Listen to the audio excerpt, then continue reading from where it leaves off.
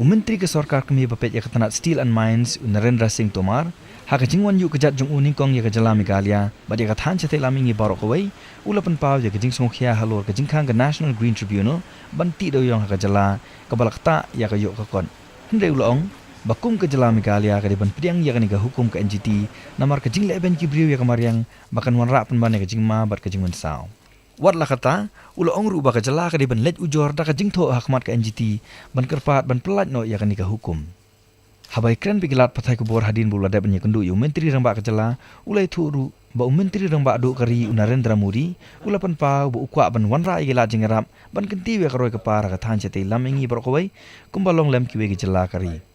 ulong baka Sarkar kami lambar ka Sarkar jala kanya trelang ringkat ban wan ra ig jing thumu gi babha nak bantaban kenti we karoi kapar kaspa ka pho ka jala ling ba jing sung thu jumut ban betingka khamtam hagi jaka gi bidoni gi marpo khndo देखिए दरअसल जो NGT का मामला है वो परिस्थितियों के कारण उत्पन्न हुआ है। ये सच है कि आज हम देखते हैं तो कई बार हमको उसका नुकसान दिखाई देता है, लेकिन ग्रीन ट्रिब्यूनल ने जो कुछ भी कहा वो पर्यावरण की रक्षा के लिए कहा, हम लोग कुछ लापरवाहियाँ कर रहे थे उसके लिए कहा,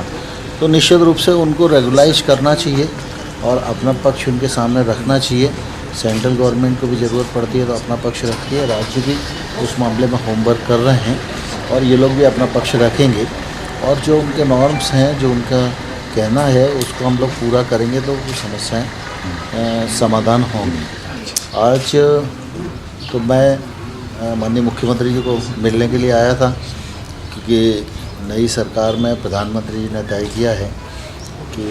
नॉर्थ ईस्ट का क्षेत्र बहुत ही खूबसूरत है और हमारा अभिन्न अंग है, लेकिन विकास की दौड़ में थोड़ा सा पिछड़ा हुआ है, इसलिए उसको बराबरी से खड़ा करना है। इसलिए केंद्र सरकार को पूरा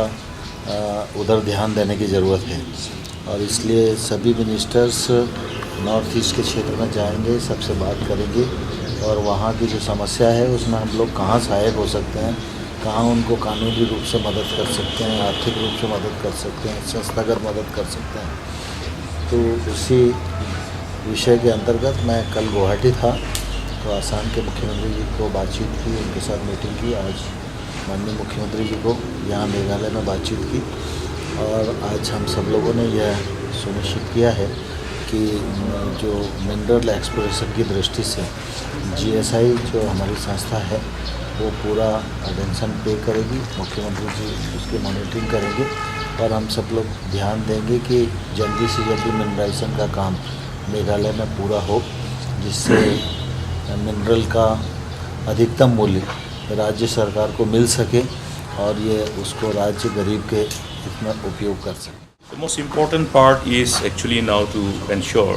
that there is a proper mechanism to meet the requirements of various statutory laws to revive the mining activities as far as coal mining is concerned. This we have discussed. They are seized of the issues and senior officers are here. Now there will be some joint exercise. Some committees are proposed to be formed and then we will be doing that and then format such mechanism which will enable us to overcome these challenges. So it's a win-win situation and we expect all the support coming from the ministry under the leadership of the Honorable Union Minister. They have assured us, and we also will have to involve the Ministry of Coal, and it's a combined effort where there has to be lots of synergy and work in tandem.